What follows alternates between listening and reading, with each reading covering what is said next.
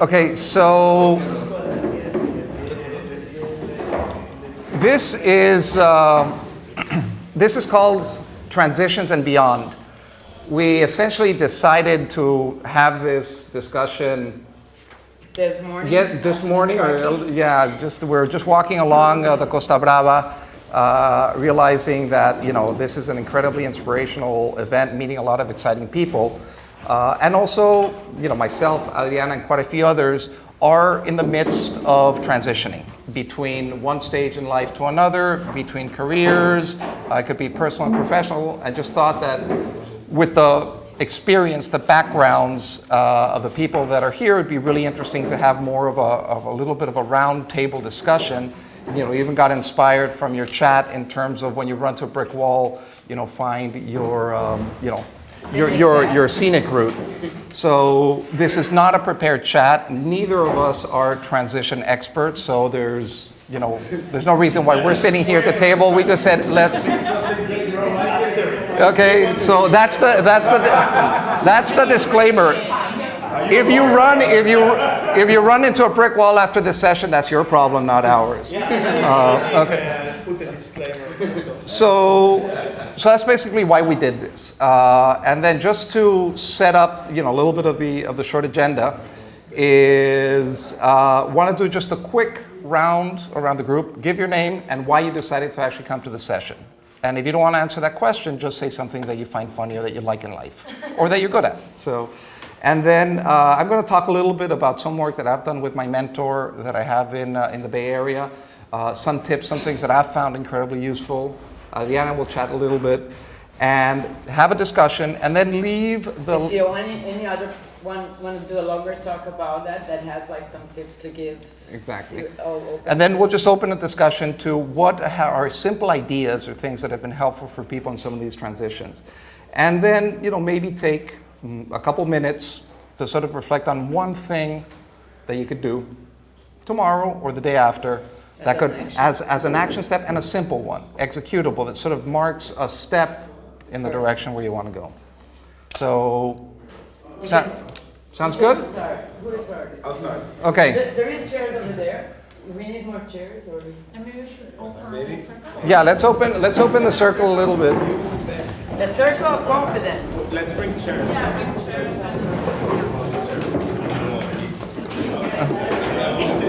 Way more. We're gonna wait. Bigger the bigger. Are you counting? We're gonna win the competition of the crowded. We're the crowded at this time. You see, we didn't even have to market it much. No, it was like doing like the competition. Look at the time. Okay. Okay, let's start here so the chairs can get ready. Okay, just before we move to you, one thing while you're listening to people, another thing that is incredibly helpful is to find someone to spar with and to discuss, to debate. So we all have this common interest around transition. So if out of this discussion, you kind of say, hey, I'd like to follow up with one of you and just kind of sit for 15 minutes, half an hour, grab a beer. We have the luxury of another day and a half or till Sunday morning that we're all here. So it's a luxury to be able to say, you know what, I liked what you were thinking. Can I spend 20 minutes with you? And that can be unbelievably useful. Again, the whole idea is to just start and ignite a little bit a transition process. So with that, name and why you came to the session. I am Elizabeth Lopez, and what is it about? Transition. Beautiful. She's transitioning into it. Lemur? I was here in the previous session and it was comfortable. Okay. Okay, one of the issues with transition is when you're too comfortable and you don't want to move on to the next phase. Well, I have been invited something else now. My name is Cristina, and I'm here because I think we are all in transition, and if we are not, we should, because transition for me is change. Change is challenge, and challenge is what moves us. So. Excellent. I'm Ruben Lerner. I'm here because I'm in transition. So for me, it was a good time. I decided to do it. I've been in printing for my past 25 years. I was running directly during 16 years a printing plant, commercial printing plant, which is a business that is going out of date and completely doesn't make any sense to continue. I sold it a few years ago, and now I have a lot of time in my hand, and I'm trying to figure out where to go. So, because I can't go back to my old profession because it doesn't make any sense.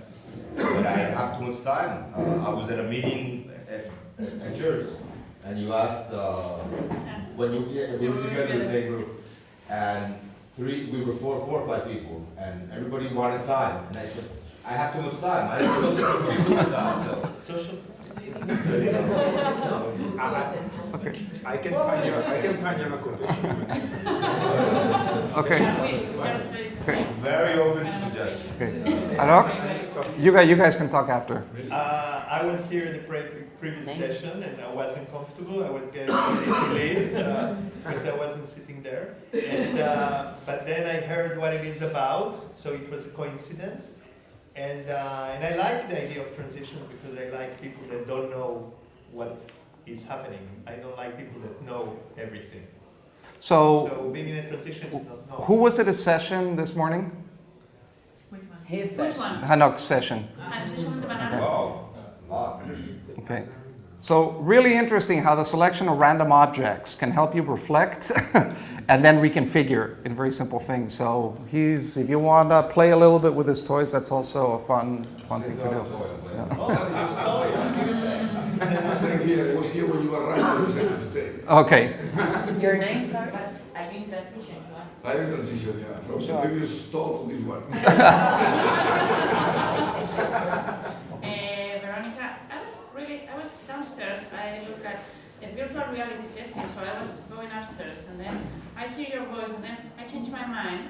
I enter into the room. I don't know why, because Adriana was this morning asking for a title of this conference. So then I thought, no, I'm more in a more philosophical mood. So virtual testing for now, no, I'm gonna change. So that's why I'm here. I'm in transitions always. I know it's Saturday. I heard you guys talking downstairs, and I'm in transition. I'm always in transition, and it's such a weird and wacky topic that I like it. I am Noam, and until today, not today, but like some years ago, I always had my ideas very clear, and I was sure that what I thought I was right. So I was like, I don't know if it's because I was young and whatever. And now I start having some questions that I find that don't have a solution, and I'm starting to be more lost and more lost. And with the years, instead of solving the questions, more appear, and I get even more lost. So I feel like, Welcome. is this? Welcome to life. Yeah.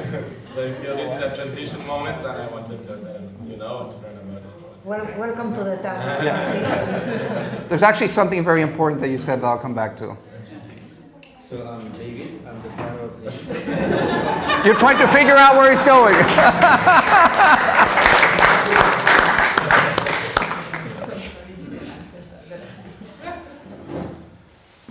But wait, you don't get off that easy. You're not in transition. No. Okay.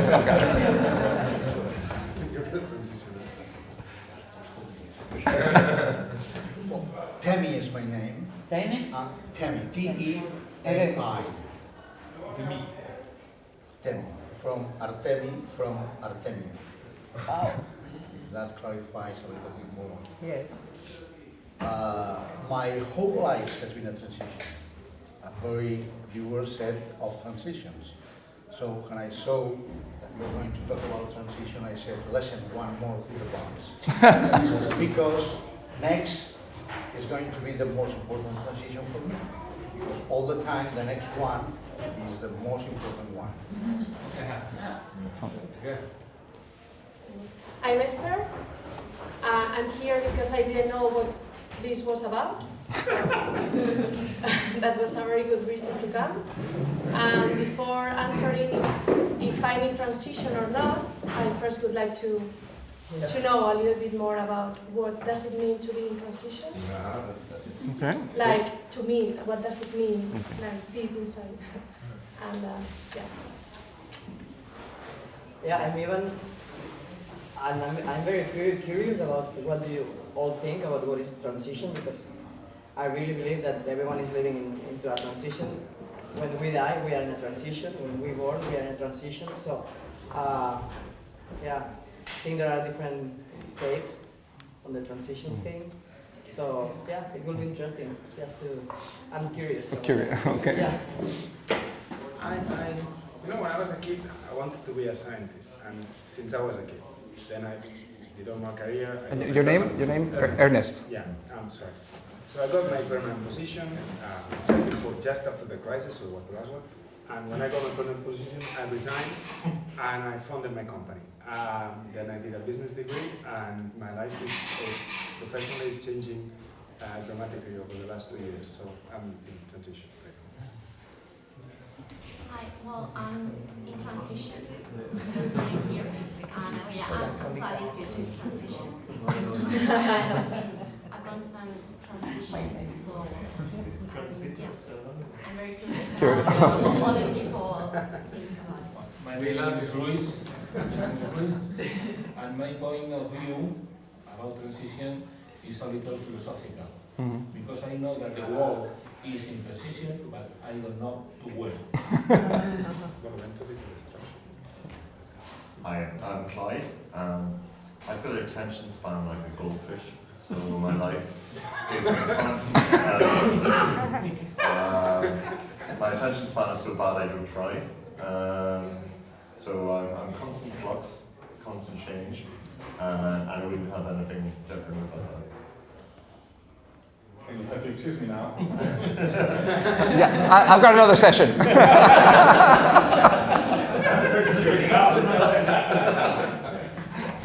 name is Daniel. I came here for the Beyond.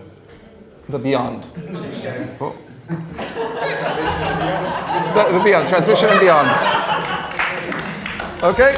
Death and beyond. Death and beyond. That's crazy. How can I top that? Okay, go. I'm Kayvan. I don't know what transition means. I've come from 4 different cultures, 3 different religious backgrounds. And I run 2 European events for technology, and I'm doing a lot of things. So I'm like, I think transition is like in my blood. You missed yesterday because we're doing an event in Barcelona that I know. Yeah. Okay, thank you very much. We're done. So, one last one. Name and why you came. Name and why you came. Really? Yes. Each one of us told when we first lost our. Okay, I am Posner. I came here invited because I love to talk to people that challenge my thoughts. This is actually great pre-marketing for his chat, because his chat is about aligning with your intrinsic motivation and value. So I think coming out of this, one of the things he can do is definitely assist his chat, and maybe at the end you can just give us a couple things that people can think about as they go to your chat. How's that? You? My name is Adriana. I'm in a transition phase now for the past 2 months, but I think it also is a cycle in your life. And one thing that I heard in the past 2 months is that, part of your next job is looking for your next job.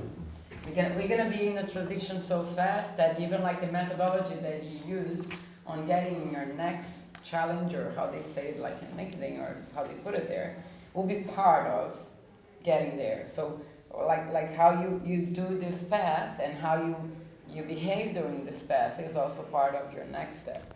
So that's one thing we're discussing during the path we're doing, that how it brings it up. Now you introduce yourself. Okay, now I'm Steven.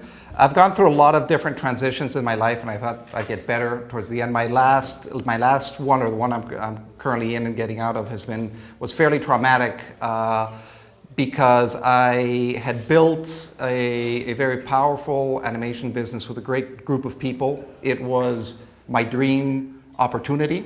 It brought together following Steve Jobs' chat. It connected all the dots in the past. I invested money, invested my passion, invested everything into it. We did tremendously well, and then the winds of change, in a lot of cases with nothing that had to do with us, change in Televisión Española and a bunch of things, and the whole thing just came crumbling down. So not only was money lost, the vision lost, but having given your heart and soul into something, trust that I deposited, because when things get bad, relationships with partners get ugly, a lot of tension in the home front, because my wife was sick and tired of me being stressed, having a son, so suddenly a lot of the pillars were very unstable. So, and I'm finally sort of coming out of what all of that is with a lot of energy and excitement, not necessarily 100% of clarity. But where I wanted to sort of kick this off and then just get a little bit more of a conversation going is about 2 weeks ago, I was in San Francisco. There's a mentor of mine who's a very wise man. He has been a leadership advisor for a long time, has written some wonderful books, one called The Paradox of Success, Leadership Aikido.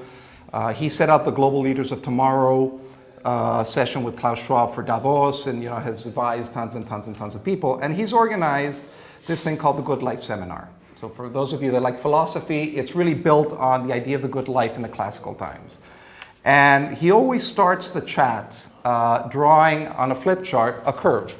It says, when you're starting a phase in your life, there's a steep learning curve that is incredibly exciting and passionate. And as you get better and better and better, you start enjoying that stage of flow, where it's just kind of everything seems to get really good.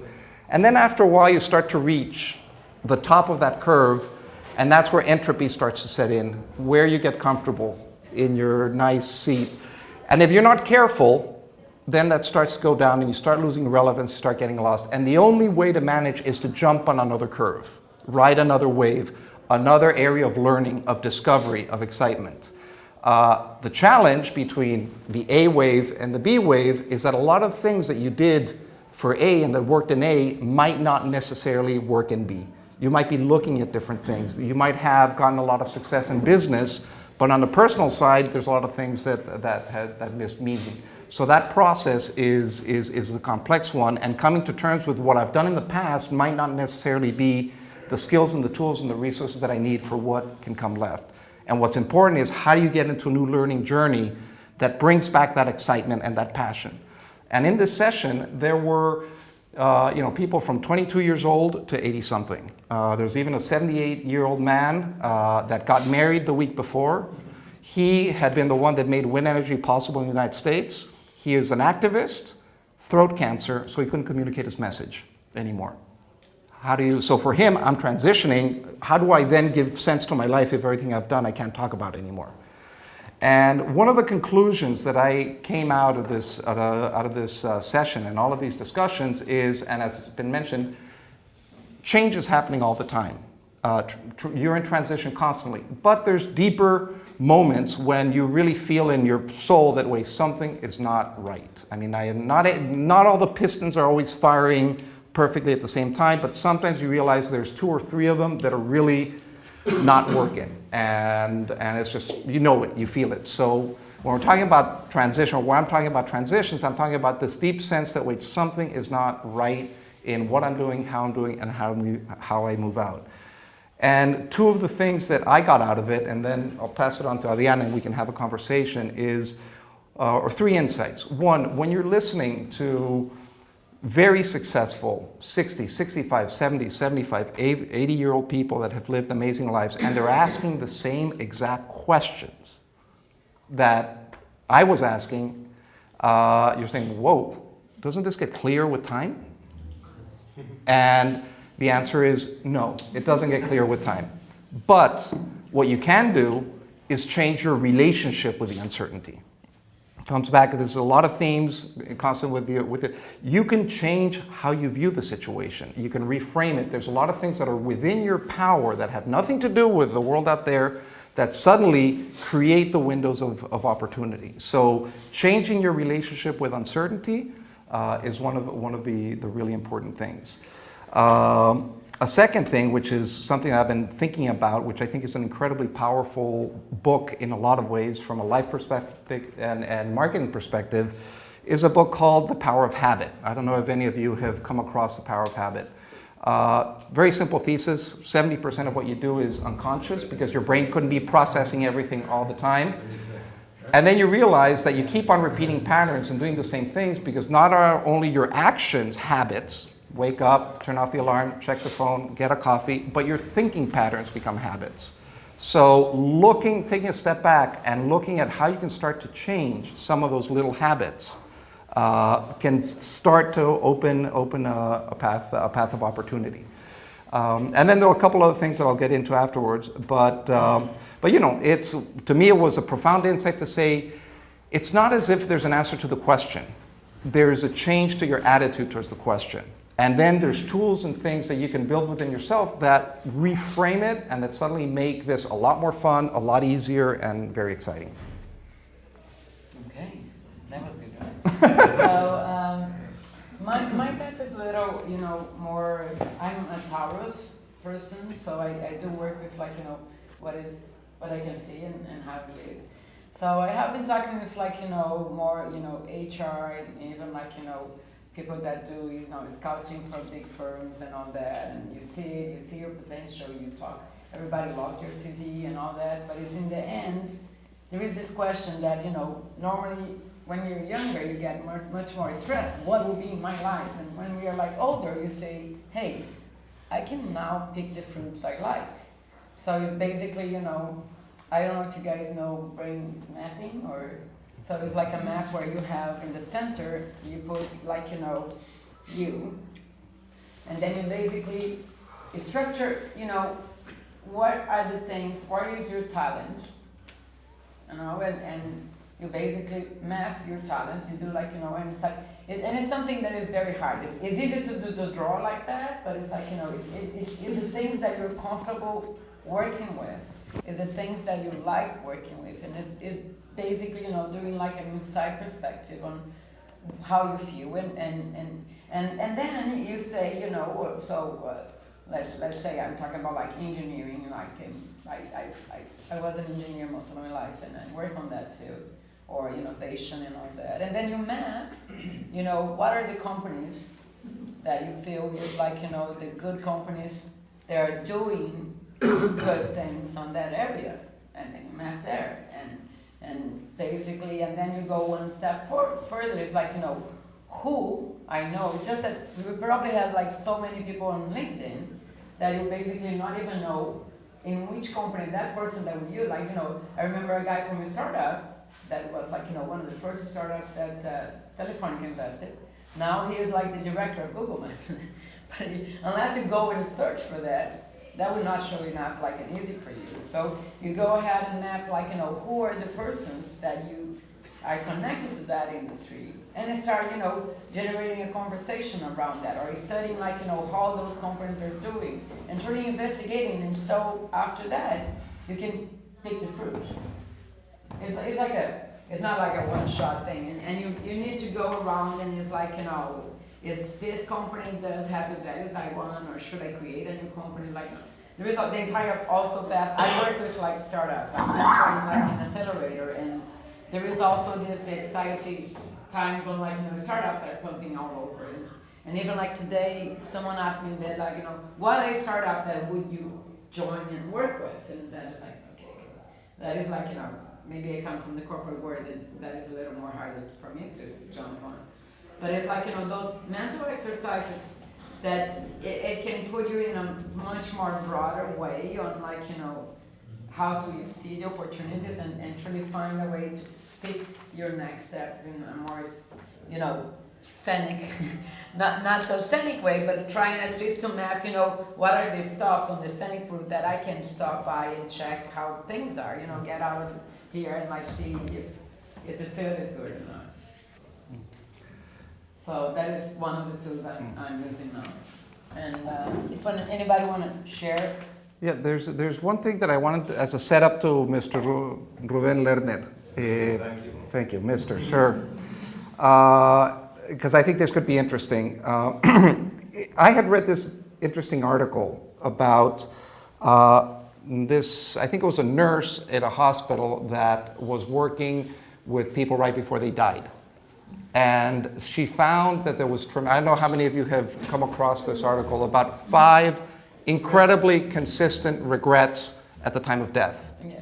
And this is a setup because I'd like you to talk a little bit, I'll give you the 5, but talk a little bit about the rabbi's insights and his discussion about Adam 1 and Adam 2, because I think as you're thinking about transitions, the personal side of it becomes a lot more important than the professional side of it in order to actually be satisfied with what you're doing. So the regrets are, number 1, being true to self.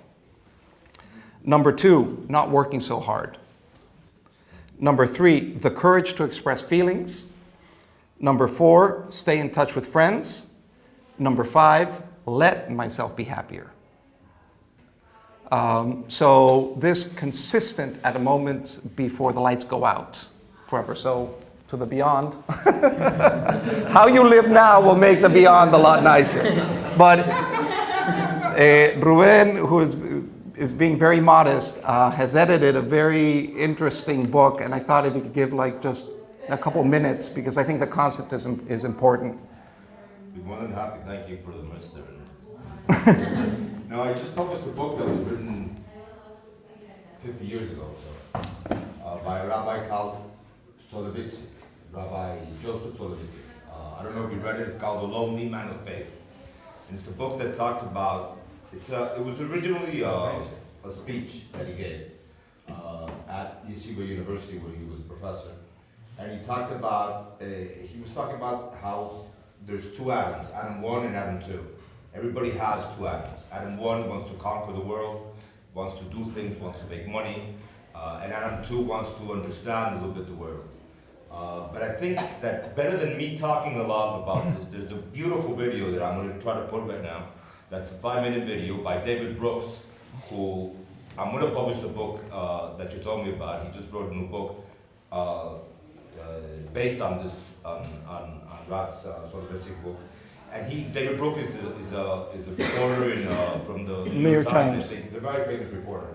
And he did a TED Talk, which I was hearing this morning, which is amazing how he talks about this, because we talked about this 2 days ago. Yeah. So I think that better than me just trying to talk, we could put this into context and it'll be great. Because he speaks about the book. But I'm trying to find I don't know where it is, my iPad. Oh, you want mine? No, I have it. So what you're going to see in the video is he talks about. Actually, I probably shouldn't say anything. So what he talks about, I'm sure in the video, but in the book, he talks about Adam 1's resume is his professional resume. Adam B's or Adam 2's resume is the eulogy resume. Is what will people say about him at his death? Very seldom do people talk about the professional accomplishments. They talked about how the man or the woman was. And this book, which is called The Road to Character, last week was a #1 book in the New York Times bestseller list.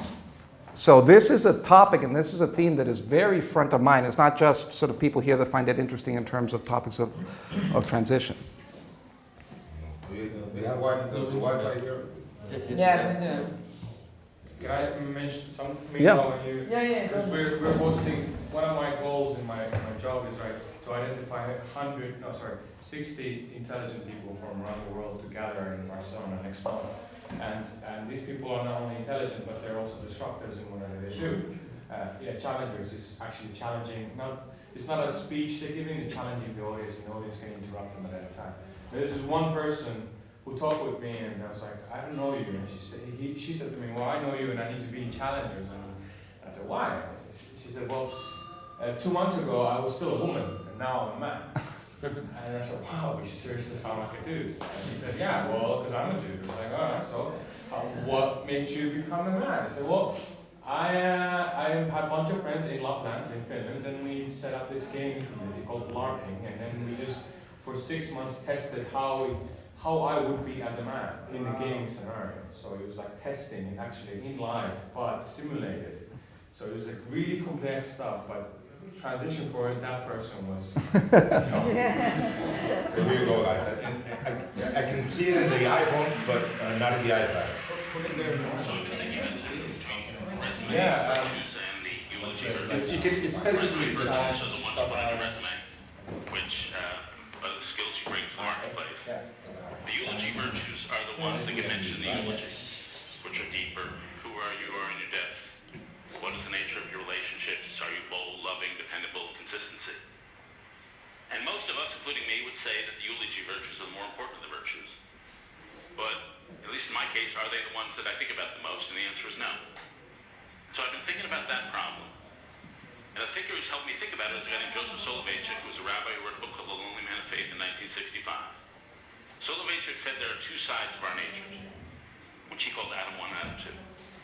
Adam 1 is the worldly, ambitious, external side of our nature. He wants to build, create companies, create innovation. Adam 2 is the humble side of our nature. Adam 2 not only to do good, but to be good, to live in a way internally that honors God, creation, and our possibilities. Adam 1 wants to conquer the world. Adam 2 wants to hear a calling and obey the world. Adam 1 savors accomplishment. Adam 2 savors inner consistency and strength. Adam 1 asks how things work. Adam 2 asks why we're here. Adam 1's motto is success. Adam 2's motto is love, redemption, and return. And Soloveitchik argued that these two sides of our nature are at war with each other, where you're living perpetual self-confrontation between the external success and the internal value.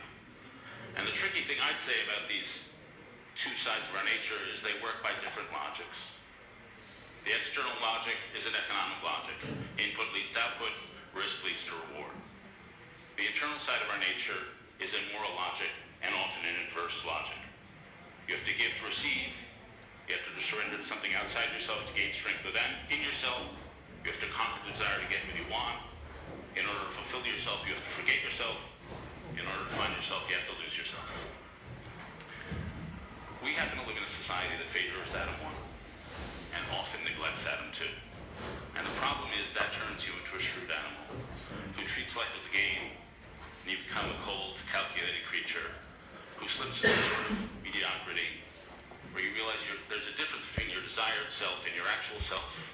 You're not earning the sort of eulogy you want.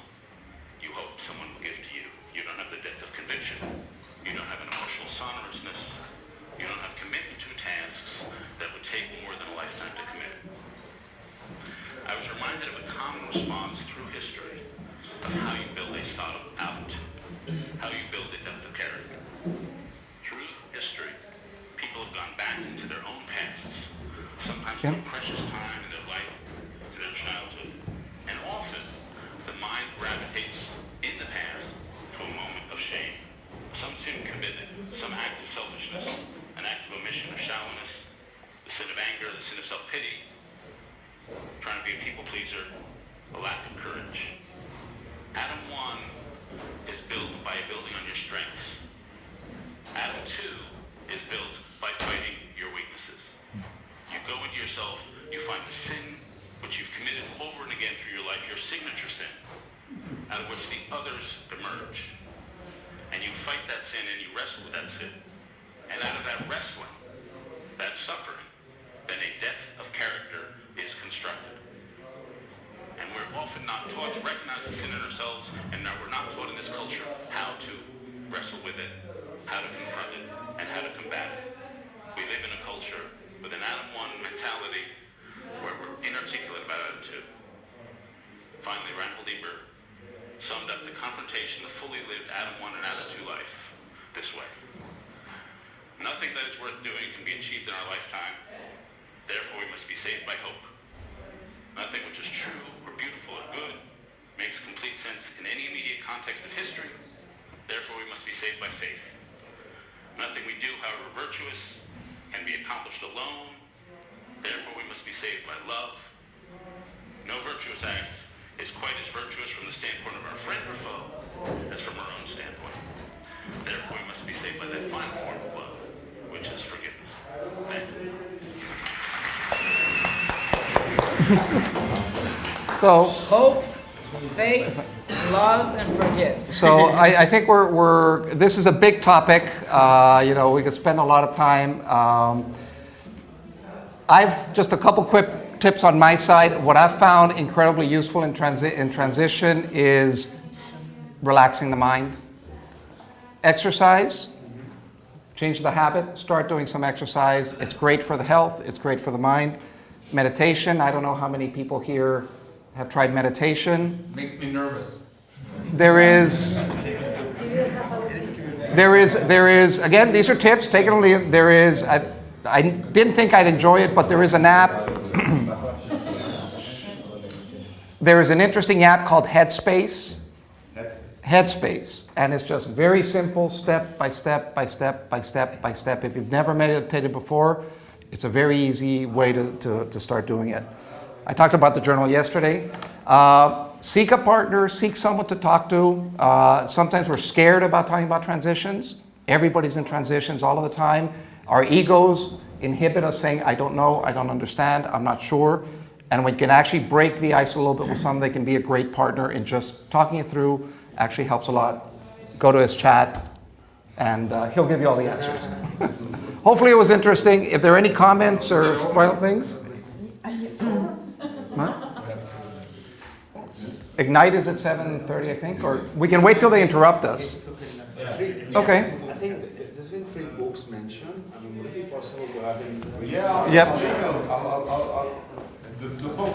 Yeah. You mentioned one. You mentioned one as well. And Paradox of Success. you mentioned 2 actually. You said that it was clear when you were in transition. I mean, one thing is just being adapting to the new situations, and the other thing is to be in transition. Mm-hmm. And for me, it's not so clear. In what moment really I am just adapting, and in which moment really I am in a transition, or I have to enter a transition, and the same way to finishing. I mean, not know if I am I'm an unsatisfactory person, no, or just really this is a moment where I have to make a transition. What happens when you stop? When I stop what? The activity. Whatever you are. Yes. If you feel like if I stop here, how you feel? You mean To be able to distinguish, is this like just kind of no idea what comes after, and I don't know even if the transition should be a transition or a absolutely new, completely new way of life, of everything. You know, it's very obviously it's very personal, and everyone's situation is very different, and you know, again, it's not as if I've studied human transitions and I have a PhD from Stanford in psychology and I've been analyzing all these cases. I don't have an answer to it. What in my personal experience is, I feel it. There is this concept of flow. There's this concept when things feel more effortless. It's not consistent. Athletes have it, writers have it, surgeons surprisingly have it. Surgeons, that when you're doing it, you just get lost in the activity, time stops. And when you're doing what generates that, things are humming. I just have a question for Jessica. Sometimes in your life, when it's not for external reasons, you are not in a real transition because everything is going smoothly. And I don't understand why internally you still have the feeling that you have to have a transition. Yes. This is very surprising for me, and I think a lot of us have that. And at a certain point in life, maybe you think, why do I have to still have a transition? I don't know. But it's not something you control, it's something that's there. So I don't know, it's connected with education, with limitation, with frustration, I don't know. But this is a question. Or you believe it's a sort of unsatisfaction inherent to you, I don't know. What I've seen in life is that there are always cycles of good and bad. So that if I'm really happy and everybody's healthy around me and it's cool and great and there's money and there's ski and whatever, I know there's going to be shit. You're so optimistic about life. No, it's going to come and it's going to rain shit. But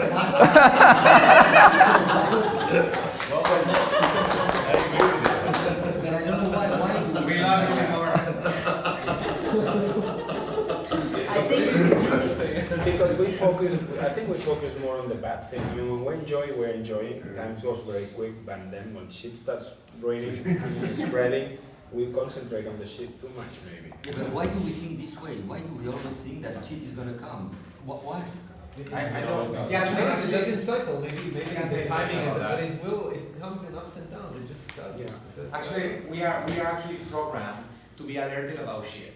That's why We have shit alarms. Yeah, well, that's why the news talk about shit. Because if they don't talk about shit, you won't listen. So you can actually consciously, I'm going to talk about that in Ignite and in my talk, you can consciously focus on whatever connects to that intrinsic motivation that move you forward. And you can pick your problems. You have to pick huge problems, so you are in a very interested life solving huge problems. So the shared accounts, you don't even see it, because you already have huge problems to focus on that you pick. The great thing about being in a situation of comfort is that you can actually pick those huge problems. And if you take the luxury of not doing it, shit will come. You know? For sure. Why? Because you are alerted by these kind of things. But if you focus on big problems, you don't have the space to focus about the shit. You don't care about the shit. The shit is over there. You know? And I believe you have the control to pick the problems you want. Because you are in a boat that is in an intermittent water. Sometimes they are worse, sometimes they are less worse. But if you are conscious about it, you can move the boat forward. You can say, oh, those very hard waters seems cool. I'm gonna go there. Instead of being just quiet here. Because if I'm just quiet, I may just run out of gas here. I prefer to run out of gas in something interesting where I will reach a mountain or something like that. Do I explain this in the metaphor? Yeah, and what he says about being wired is really true. I mean, I once read this article that was talking about the differences between the frontal lobe and then the reptile brain, where emotional memory is deposited versus the logical function. And it turns out that emotional brain was the first thing that developed when we were in the savannah, and that was the flight and fight response mechanism. That's what triggers, stress. And that it's been measured that the information access to that part of the brain is faster than the information access to the rational brain. And it's fuzzy memory. So that's when you're walking down the path and you see a stick, for some reason you think it's a snake and you get a rise in stress, and then the logical brain says, no, it's a stick, it's not a snake. So we are wired to that reaction, to that anticipation. And that's where the reframing becomes a very powerful tool to say, I can choose what to focus on and how to focus on it. I think also it's very, in general terms, it's very hard to be intelligent and not cynical, or intelligent and not pessimistic. Because it's something that, yes, the government is against you. Your partner in business is probably screwing you. So it's a prophecy that will always be true. So it's very hard to be intelligent and not pessimistic or cynical. But you can enjoy the great moments. The problem is that then you're a victim to it. It is true that these things will happen, that you become a victim to it, and you become cynical, and you become your reactions to things are expectable. Yes, and when people can project what you're going to say about things, how you're going to react to things, and so on. So you're limiting your life. Okay, we're being bad in transitioning to the next session, Laura.